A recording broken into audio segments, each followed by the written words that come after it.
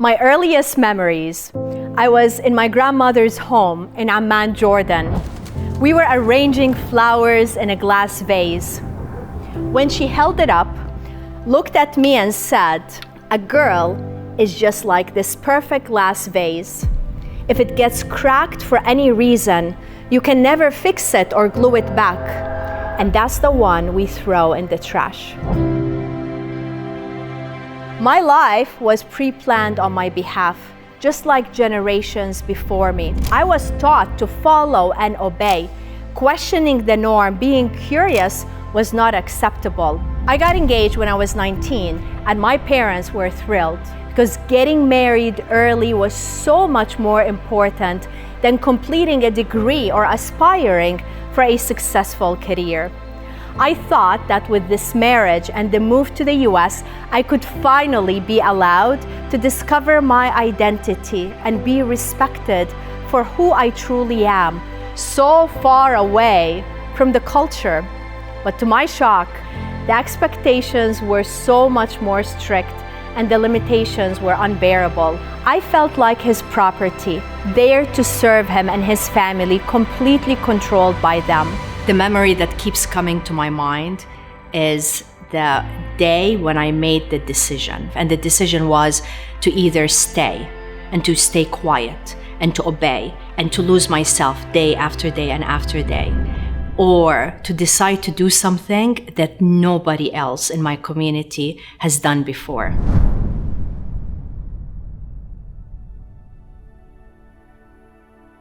Not only did my community disown me, but one decided to have me killed, and this person is my father.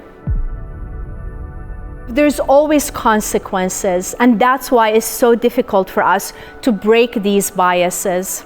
And as terrified as I was, I knew that I made the right choice.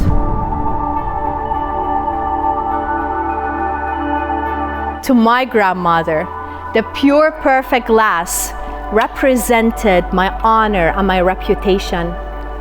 But to me, it represents the unrealistic limitations and biases that I choose not to obey.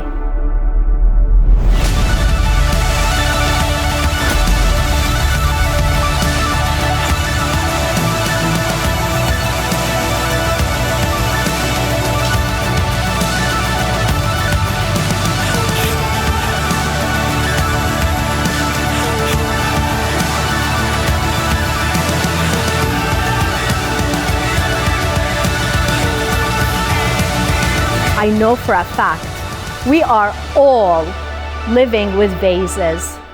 And these vases inhibit us from being truly ourselves. Right now, we're on the ride of our lives off the ground. We're on the rise, stars in our eyes. My talks are helping leaders increase their awareness of what the employees need, what is missing in their organization that they may not even be aware of.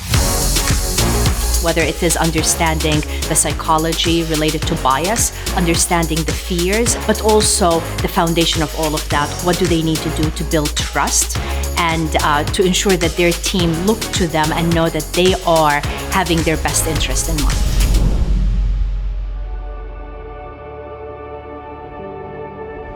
We allow these vases to inhibit us, not realizing that we have the choice to break them all along.